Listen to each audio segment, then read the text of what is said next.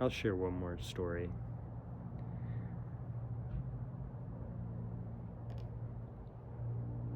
I was at the... This is hard to tell because I can't express it to you. Part of my ego is telling it to you now.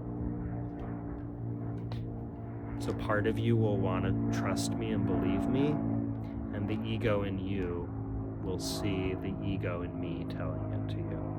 And it'll say, aha, you see, I told you it's not safe.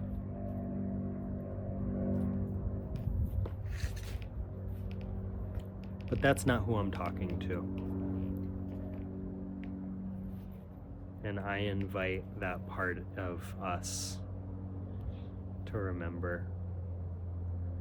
I was standing in the grocery store at Whole Foods, and I had been having difficulty there.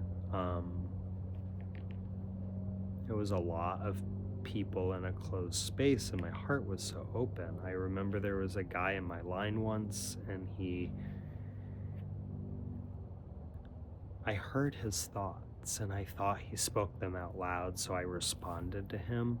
I said, "Oh, that's a really nice name." He had been thinking about names to name his son, and it really freaked him out because apparently he hadn't said it out loud. He had been thinking it, but I heard it out loud, so I spoke to it. I also came around the counter one time and hugged a woman just because I knew she needed it, and it was all good, but that could have gone bad, you know? So I was struggling a little bit. But there was a moment, this sounds ridiculous, I'm just gonna tell you right now. If you've been with me so far, you probably are okay, but if the woo-woo bothers you, go ahead and go to something fun. Go over to shorts. But someone moved their arm like this.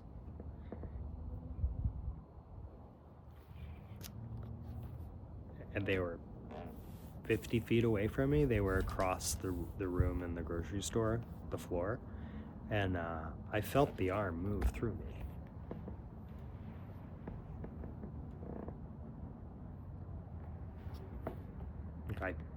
I felt their arm move through me as they moved it. And a golden archway appeared around me of speckled golden flakes that were raining down, but raining down in the form of an archway. And that's when the whole world truly opened up.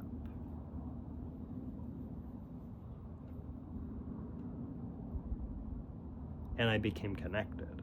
So I'm kind of thinking this through now, because I don't think about it that often, but I'm trying to think about it more. I woke up in the car on 222 with the song, but I became connected in that golden archway.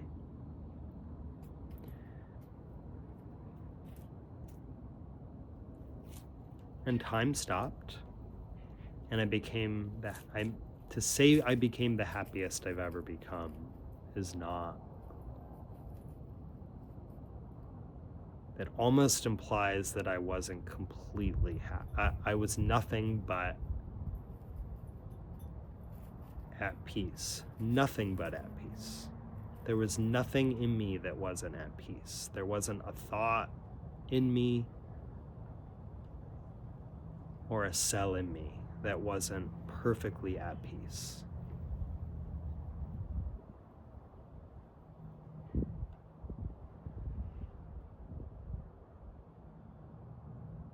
You know, a lot of the experience before that had been pretty manic and happy, and emotions and chemicals and joy and wonder.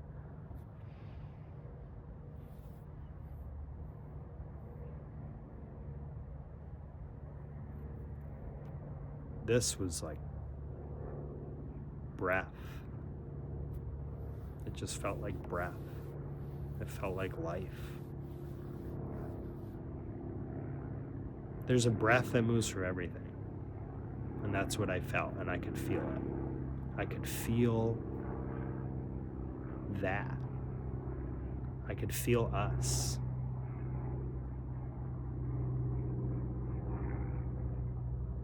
I could finally feel me. I mean, that's me. It's remarkable. It's true.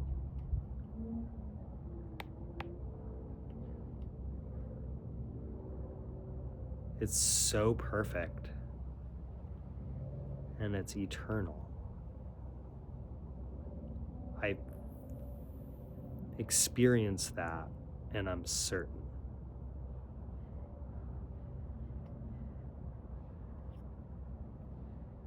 It's like this is the stage, and there's plumbing behind the drywall, or water lines. And those lines, those sewer lines are running behind the set, and they plug into every living thing.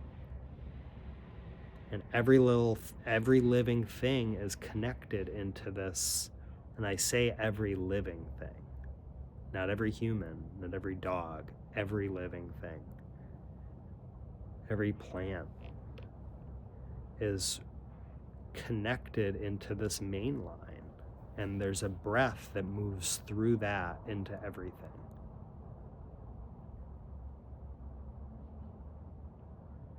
It felt like waves, like in and out. Maybe it had something to do with that first breath, now that I describe it like that. Actually, I never thought about that. That subway car thing, that exhale, inhale. Oh. So I think that's a great place to stop.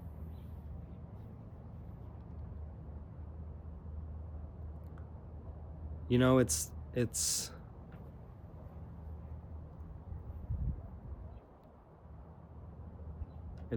yours. It's for you. It's totally for you. And you don't need to talk about it with anyone, and you don't need to ask for it from anyone, and you don't need to be rich, or you don't need to be poor, and you don't need to be healthy, and you don't need to be sick, and you don't need to be balanced, and you don't need to be unbalanced. You don't need to be skinny or fat or pretty or ugly. You just need to be alive. And it's your birthright to know who you are and feel love. And it's your birthright to see others and love them. And that's the most beautiful thing. It's been easier for me to love others as to love myself, and that really, well, you can only love someone else as much as you love, not more than you love yourself, right? So I hope you find some love for yourself today, and I hope you find some love for someone else today. And I dare to hope that you find that space in between those two, because that's actually where you live. And that's where we all get to hang out past 9, enjoy life, and be brother and sister.